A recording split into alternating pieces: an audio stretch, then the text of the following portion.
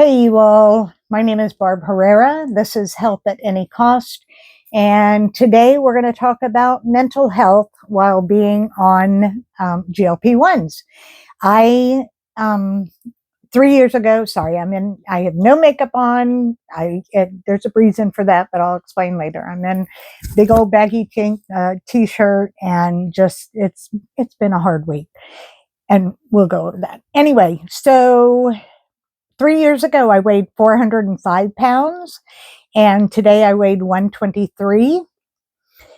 I usually tell people it runs around 125, so it's 280 pounds that I've lost, which is amazing and incredible. I can't even believe it. And I was really sick with diabetes, and I had diastolic heart failure. I had GERD. I had sleep apnea. Let's see here, liver disease, my chronic kidney disease was terrible. Just all kinds of anything you can think of. For my knees hurt, my ankles hurt. I could hardly walk. I actually was in bed for about 10 years before I got at walking with the GLP-1s. So my life is incredibly different, absolutely, totally different. And so 3 years ago was 2022. And I was diagnosed with bipolar disorder 1 in 1995, and I've been on medications ever since. They've been changed, they've been altered, they've gone up and down depending on if I'm having mania, depending on if I'm having depression. I tend towards depression, but I've had 3 manic episodes. One, the second to the last one, 2 times ago, lasted for about 3 months. And it took everything in my power to not be hospitalized because it was so incredible. My family took care of me, which was wonderful. They keep me out of the hospital. I've been in the hospital once. I was in the hospital in 1996 and never want to go back again. So I do my best to stay on my meds, take them when I'm supposed to, get them altered. One of my therapists said to me once, it's like you have a watch on your wrist that tells what your emotions are doing. And that's exactly what it's like. I am constantly monitoring my emotions. Now, I've been on a GLP-1 for those 3 years. I was on Trulicity first for a year, and now I've been on Mounjaro ever since. I'm on 15 milligrams of Mounjaro and have been for 19 months now. And I'm in maintenance since December 15th of last year. Just things are going really good, and I don't plan on going off the medication. I can't even imagine. Not going to go off, not going to change the dosage, not going to spread it out, nothing like that. I'm very comfortable with where it is at the moment. So what I wanted to do was tell you what it's like, when we have food noise. That's kind of what my mental capacity is too. I had always a compartmentalized food one and a mental health one that's continually monitoring it all the time. So like when we had food noise and we had a running index of what's in the pantry and what's in the freezer and what's in the refrigerator, and still we would go to the refrigerator and open it up and hope that there would be something new in there. I don't know where we thought it was coming from, but and so now removing that food noise part has been amazing, has been fantastic, because that just gives me more to my mental health, right?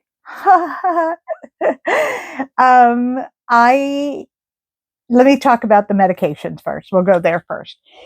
So I thought I'd share with you these are my boxes. This is for a month of medication. One is AM, one is PM. Oh, day and night.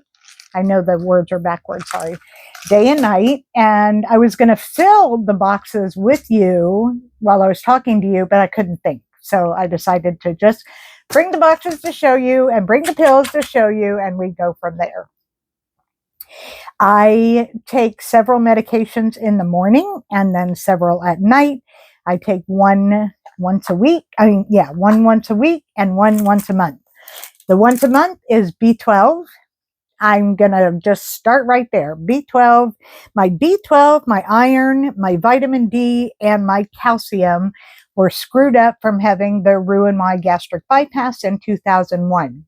So I have had my iron so incredibly low, and not just the iron, but I mean all of the iron panel, so low that I have gone through periods of a year long going and getting 6 iron infusions, IVs, iron infusions every 2 weeks for 3 months at a time. And I've had to do that many times over the years. So and what I have learned is no matter what kind of iron you take after the gastric bypass, it doesn't absorb. You can try all kinds of iron. They try and tell you, take your iron, blah, blah. It doesn't work. Just telling you. Just saying. B12 as well. B12, it absorbs in the bottom of our stomach, which I don't have anymore. So I have to do a B12 shot every month. On the 1st is when I do it. The one I take every week is alendronate sodium, and what that is Fosamax for its calcium. Because of the gastric bypass, I have osteopenia, which is the precursor to osteoporosis. What's been really concerning to me was the possible loss of muscle with the GLP-1s, but I've actually done really well. And my osteopenia is exactly where it was before I even started. Probably, let me think back, the one we did 2 years before I started the GLP-1s, right before COVID.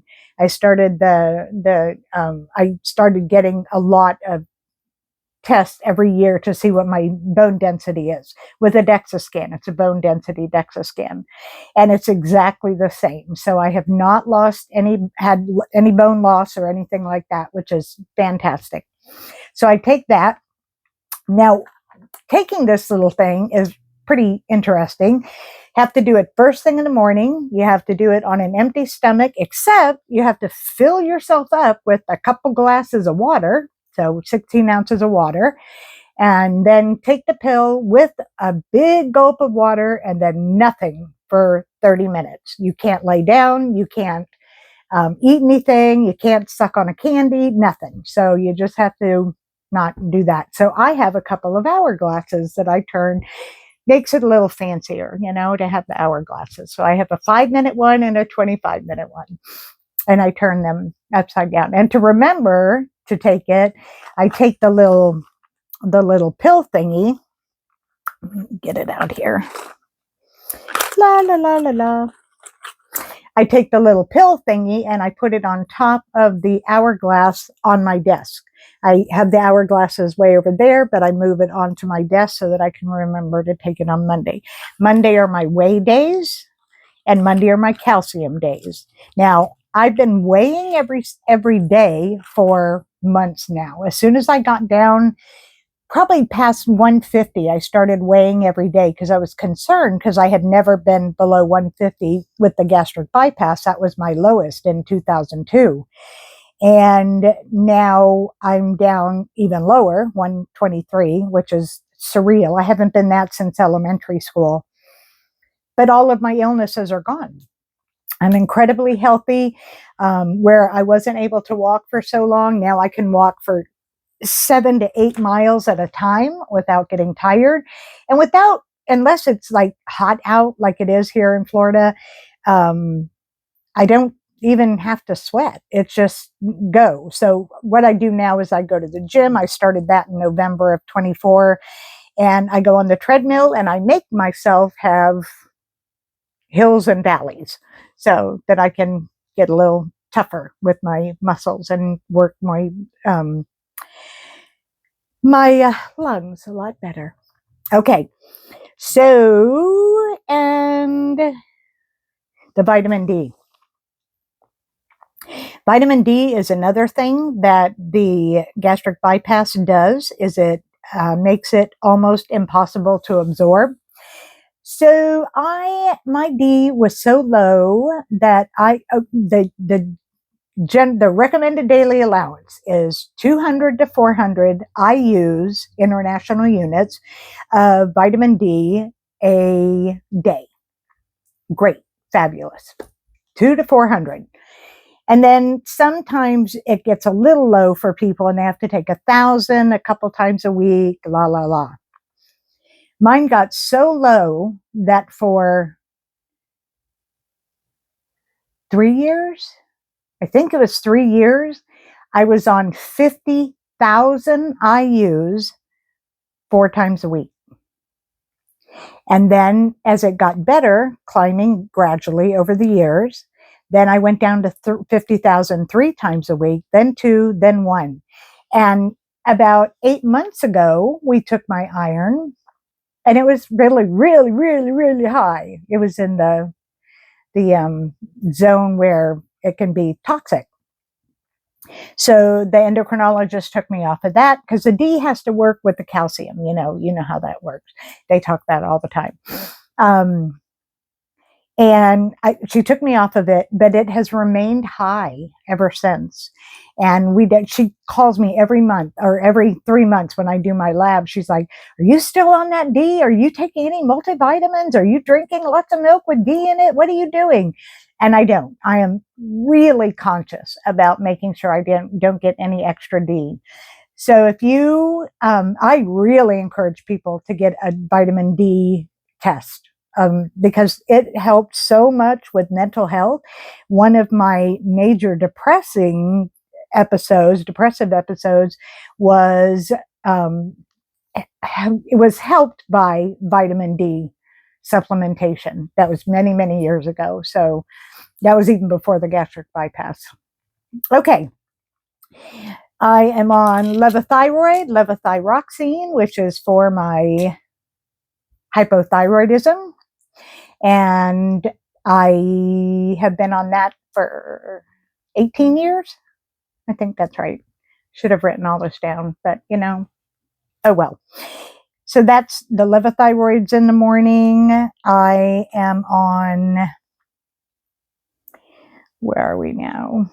Okay, I'm on a statin every night. I take a statin every night because of my heart and cholesterol, even though it's perfectly fine and fabulous. I'm going to take the statin. I know all the things that people talk about not doing statins, but it's good for me. So I appreciate it. I'm taking it.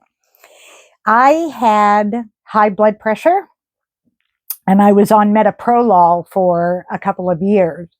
And then as I started losing weight on the GLP-1s, my blood pressure started going down and I was taken off the metoprolol.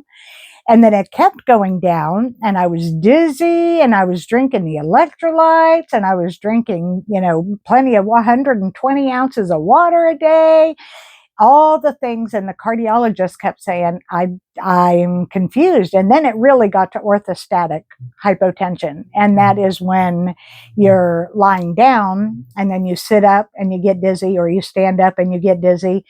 Well, she put me on midodrine. And where's my midodrine? Here it is. My midodrine. And midodrine helps with blood pressure, bringing it from low to upper, to normal. How weird is that? Okay. To first of all have high blood pressure, then it be fine, and then you need medication for low blood pressure. Well, it kept going down, even on the midodrine. So she increased it from once a day to twice a day, which was fine, still didn't help. Then 2 months ago, I got up in the morning and the next thing I knew, I was on the floor. I had zero memory I had no dizziness whatsoever. I was up and the next thing I know, I'm waking up on the floor. So I totally passed out. So I called the cardiologist, went in, had an EKG, got tested. I had an echocardiogram done. I've had the heart catheterization done. My heart is fabulous compared to before. I mean, I was in heart failure 3 years ago in April. That's when I started to change my life with no Uber Eats. And then I started Trulicity, and then here we are today. So she doubled it. and doubling it to 10 milligrams twice a day has helped tremendously. I have not had any orthostatic hypotension, but before she doubled it, a couple of visits before, while we were still wrestling with it, she said to me, "Eat salt." And I looked at her, I was like, "What?" And she said, "These are words I never thought I would say out of my mouth to a patient. Eat more salt." Okay. And then she looked at me and she said, "Eat chips. I want you to eat 1 ounce of potato chips once a day." I said, "Are you just joking here? What are you doing?" And she said, "No, I'm real serious." So when she doubled the Midodrine, she told me to eat Fritos instead, because Fritos Fritos have more salt. So here, I forgot to pull them out, but here I am after making me laugh crying. After I've been so fat my whole entire life and so sick my entire life, trying hard not to eat chips, trying hard not to eat chips with dip, trying hard to not do salt, because I was a saltaholic before all this happened. And now I'm prescribed Fritos. Is that not motivation enough right there for you to get your blood pressure under control? Huh? That you may be prescribed. I told her, I said, "I need to get a prescription pad with you writing it on it, having it written on there, because I don't think anyone's going to believe me." But I swear. Okay, so those are those. Now, these are my psych meds. I'm on Wellbutrin, bupropion, and Wellbutrin is a NDRI atypical antidepressant. So it's given, as many of us know, it's given now too for weight loss when it's mixed with Topamax. So the two of those together, I think those are the two that are mixed together. But Wellbutrin is nice because it gives you a little bit of energy. And I take 2 of those a day, 1 in the morning, 1 at night. I've got my Boost Bar, and Boost Bar, here we go. My Boost Bar is an anti-anxiety medication. I've had agoraphobia. I don't have it now, but I had it 18 years ago, I think it was, for a year and a half. And so I had agoraphobia. So every once in a while I need anxiety, tamper down the anxiety. So the Boost Bar I take once in the morning, once at night. That's anti-anxiety. And then in the morning, I take Paxil, paroxetine, and Paxil is an SSRI. SSRI. So the SSRI is a serotonin, where are we? Oh, Barb. Selective serotonin reuptake inhibitor. That's what it is. So I do that once in the morning. That's for depression. And then we move to the fun ones. We've got Lamictal here, lamotrigine, and that is a mood stabilizer. And those are given to people with bipolar disorder, sometimes schizophrenia, to just try and level out the emotions, the moods, the ups and downs. That's a better word for it. And then the big one that I'm on, which comes and goes with other medications that I'll tell you about, is I'm on Latuda, which is a lorazepam, and it is an antipsychotic. And it's one of the things that's really helped. Look at this. I'm sitting cross-legged. How crazy is that? That's one of the things that really saves me is the antipsychotics. I was on an antipsychotic. They try lots. They come out generationally, and this is a 3rd generation antipsychotic. And if I recall correctly, it could be a 2nd, but I think it's a 3rd generation.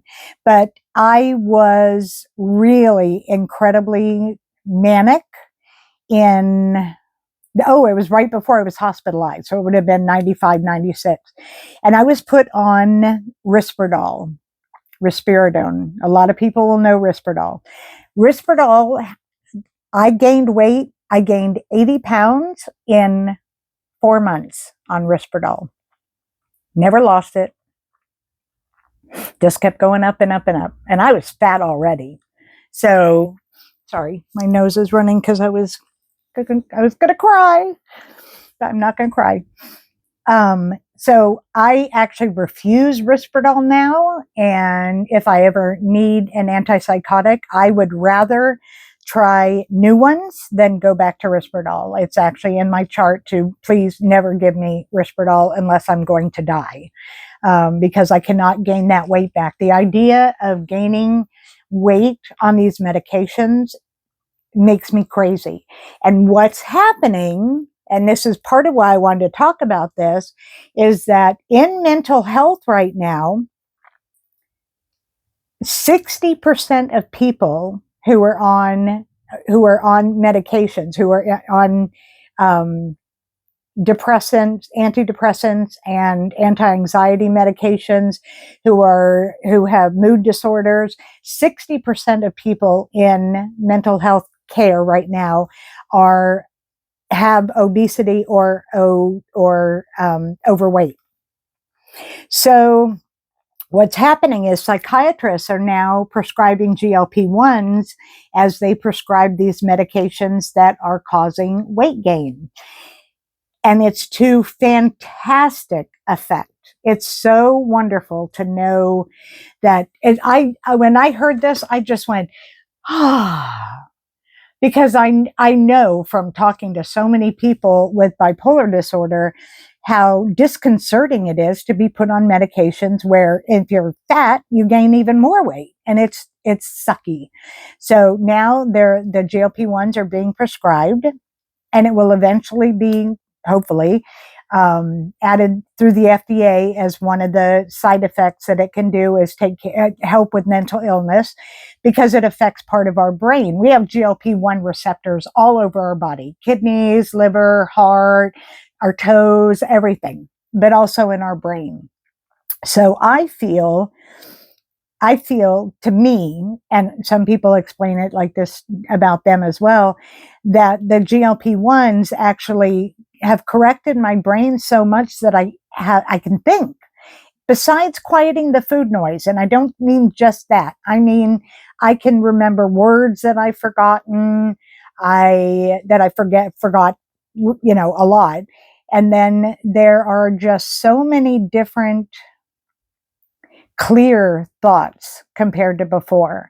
So the GLP-1s are actually doing something to our brains, which is awesome. I love it, because if it can make connections where I have disconnections in my brain, because the chemicals in my brain are like, so if it can connect it and make it stick together nicely, then I'm very happy about that. Okay. I also take supplements. Let me go here. I've got numbers on them so that I remember which ones are which, because there are 6 of them. This is probiotics. I love probiotics. They help keep me, before I was taking them, because when I was really fat and I would get the rash underneath the belly and underneath my boobs and in the crack of my ass, the probiotics helped a lot to keep that at bay. I'm going to do a whole video about that. So just know that I'm going to do that so I can teach those who are big how to take care of their rashes under their belly. Okay, so I take one of these a day. Essential Amino Complex. That is for muscle building and brain health. So that's that. And then I take 2 of the urolithin A, which is good for muscle strength. I cannot take the creatine. Everybody keeps telling me, you need to take creatine. Well, I can't. I have chronic kidney disease. Those of us with chronic kidney disease cannot take creatine, because what it'll do, they test when we're tested for our kidney panel, they test creatinine, and the creatine complicates the numbers of the creatinine. And so they can't get a really good gauge of what our kidneys are doing. So no creatinine for me. And that's a bummer, because you should see my daughter Megan's muscles after she started doing creatinine. She looks good. She looks good. Okay, magnesium L-threonate, threonate, 3 and 8. 2 of these a day. Magnesium's good for our bowels, as I'll get to in a second. This is better fiber. Oh, I want to say none of this. Nothing that I talk about is sponsored. I get no money. I don't even have an Amazon affiliate account, nothing like that. I don't. And so these are all just my personal recommendations these are my things. If you consider it a recommendation, go for it. And yeah, I'm not a doctor. All this, I should have prefaced it with, I'm not a doctor, I'm not a therapist, I'm not a psychiatrist, and I'm not a psychologist. If you have medication questions, ask your psych, please. And then your care provider for supplements and things like that. This is better fiber. Better fiber is the bomb. It's got psyllium husk and slippery elm. And that slippery elm, I picture it in my head helping things to slide out. But it is really good fiber. And I take 3 of these a day, no matter what's going on with my intestines. But and something else I take 3 of a day is oxy powder. Megan told me about the oxy powder. When she first started on the tirzepatide, she took compounded. When she started on that, she had constipation so bad. So she researched, and the oxy powder was the good thing to take. So it says on there to take between 1 to 4 capsules a day. And she started with 3. And she was sitting on her white couch, and then she pooped all over her white couch. And so for her, 3 wasn't appropriate. So that gave me warning. Take one first for a couple days, take 2 for a couple days, take 3 for a couple days. So 3 is my typical. And then if I need to have a bowel movement, then I'll go up to 4. And within 24 hours, I've had a great bowel movement without it being diarrhea. And it's fantastic. So those are my supplements as well. Let me see. Let me look at my list here. I think that was it for all of the medications. So, you're welcome to talk to me about your medications. You can email me. You don't have to do it in the comments, of course, but you can email me if you relate to having mental illness with the GLP-1s. I'm seeing more and more people coming out about their mental illness while they're on GLP-1s, and I love that. And if you're comfortable with that when you're doing that in your channel, fantastic. If you're not comfortable, don't do it. But if you need someone to talk to besides your therapist, I would love to share with you or be a comrade in arms with the taking psych medications and dealing with psych issues at the same time as losing weight. Because I've been in therapy for 50 years now, and I have dealt with my eating issues at every single session I have done has discussed my eating at one point or another. So when people talk about, why can't you do it the hard way, without the medication, that's the easy way. I wish I could have carried them along, or I wish I had a flash of pictures or sound bites of me in therapy for 50 years discussing this and working out and diets and blah, blah, blah, blah, blah, blah, blah. You all know the drill. You know the drill. So I've worked on my issues. I like individual therapy. I do not like group therapy at all. Excuse me. I didn't like Overeaters Anonymous. And I'll tell you why. It's really personal, but I'll just tell you why. The very first step is I am powerless. And I refuse to say I'm powerless. I know I'm powerless over XYZ. I understand that. I am not powerless. I am powerful. I refuse to be powerless again. And I have been. but I'm not going to do that again. So that's why I don't like that. But group therapy anyway, group therapy tends to be a bunch of people trying to outdo each other for misery. And I just didn't take to it so well. As I lose weight, as I've lost weight, I should say, I'm kind of done, but as I've lost weight, it is,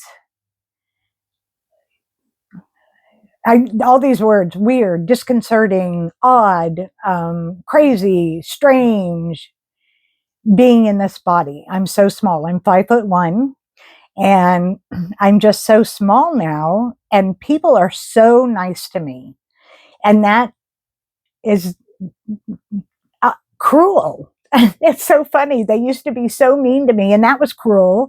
And now they're nice to me, and that's cruel. So my head's like going, blah, blah, blah, blah, blah, trying to figure out what it is that's going on with my mind. But yeah, therapy is a really good idea for when you're on these medications. So if you're thinking, should I be on therapy? My answer is yes, you should be on therapy. Now, people call it body dysmorphia when you look at yourself and you see yourself as fat and you're not fat anymore, or you see yourself as thin and you're still fat. They call that body dysmorphia, but that's an incorrect diagnosis. That's incorrect. Body dysmorphia means that you continually look in the mirror for more than an hour a day and pick at your faults. Oh, my earlobe is too small. Oh, my earlobe is too small. Oh, I wish I could make it bigger. Oh, I wish I could make my earlobe bigger. That's body dysmorphia. That is not what we do as we're getting smaller and our body's changing and getting baggy and saggy and all of that. I call it body-mind integration syndrome, because all we're trying to do is get the body and our head together so that we can grasp what it is that we look like. And it takes time. Here I am at 3 years now. I mean, granted, it took 3 years to get there. I just had a procedure done. I had my mammogram done. That's what I'm going to tell you about in a second. Had my mammogram done yesterday, and yeah, in my chart, the radiologist wrote, patient has lost over 100 pounds in the last year, because I had my mammogram a year ago, and I do them every year, and I've lost 100 pounds in the last year. So my body-mind dysmorphia is like all over the place, but it is what it is. And did I say body-mind dysmorphia? Did I say that out loud? Body-mind integration issue. Sorry. See, it's like, blah. Okay. So the mammogram, this is important, and you can check off if you want, that's fine, but it's not about the mammogram. It's about my cancer. I have had malignant melanoma since 2019, right before COVID.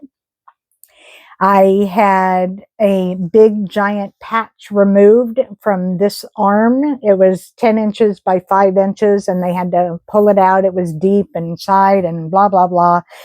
And then I've had several patches of cancer removed as well, and some precancerous as well, nevuses. I had surgery, some people know, but I had surgery in March of this year. Right now it's May 13th, I think. Yeah, 13th of 2025. So in March of 2025, I had surgery to remove 2 cancerous spots. In April of 2025, I had 3 removed. So that was 5 removed in 2 months. And because you have to be off of the GLP-1 before surgery, I was off my GLP-1. Out of those 56 days between those surgeries, I was off my GLP-1 for 21 days. 21 days. 21 days. 3 weeks. So by the time I could take my shot again after the second surgery, I mean, I think I walked in my room and grabbed the pen and right in my thigh, because I was starving. I was ravenous. I wanted to eat. I ate anything I could think of. And it felt gross. I did not like that at all. So it actually took 2 shots before it kicked in. Well, a week ago, my underarm started itching like that. And they never itched. It's nothing. I don't have a rash, nothing like that. And I was itching like this. And then I found a lump and I'm like, fuck. So I found these lumps and I went to on Monday, a couple of days ago, I went to my primary care and she sent me for a stat mammogram and stat sonogram. And I have had 2 surgeries. Sorry, I've had 2 surgeries here. For one was in March, one was in April, right here, to remove it. I call it my Pledge of Allegiance place. In this side, they found cancer in my lymph nodes, and that was my news yesterday. So today I get you have to have a stat biopsy. They tried to make me come May 20th, and I had a hairy conniption. I said, I'm sorry, this is stat. Well, that's the fastest we can get you in. I said, no. So, they fit me in on Thursday morning at 9 o'clock in the morning. So I go for the biopsy and this is the imaging place is who does the biopsy and then sends it to my surgeon. And then we decide what to do from there. But yeah, it's, not good. And I'm trying to not be morose about it. I have a frickin' cruise coming up in June 24th. I'm supposed to be on a cruise with Megan and all the GLP-1 people from the Downsized. If you're not on the Downsized, you need to get yourself on the Downsized channel because they're frickin' awesome. But it's the Downsized cruise, and there's about 40 of us who are going that are all on GLP-1s or who are partners of GLP-1 people. Megan and I are going, and it's going to be loads of fun. And so, let's see here. If I have to miss this cruise because of having surgery, I'm going to be so unhappy. But the biopsy will be done on Thursday. And then by Friday or Monday, I will know when or if I need to have more surgery to remove lymph nodes. And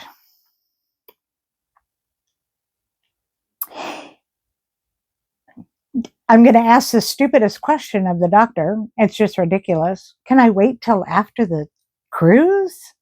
And he's going to look at me like I'm an idiot. Then I'm going to miss the cruise because I'm having surgery.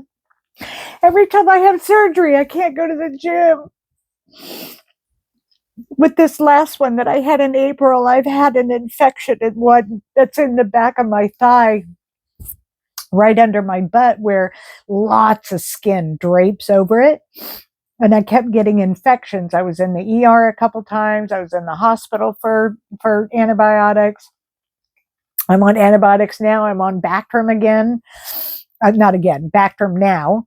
And it seems that the wound is finally closed. It was an incision about this big, and it seems that it's finally closed. And now I have to do this again. And I'm just so frustrated.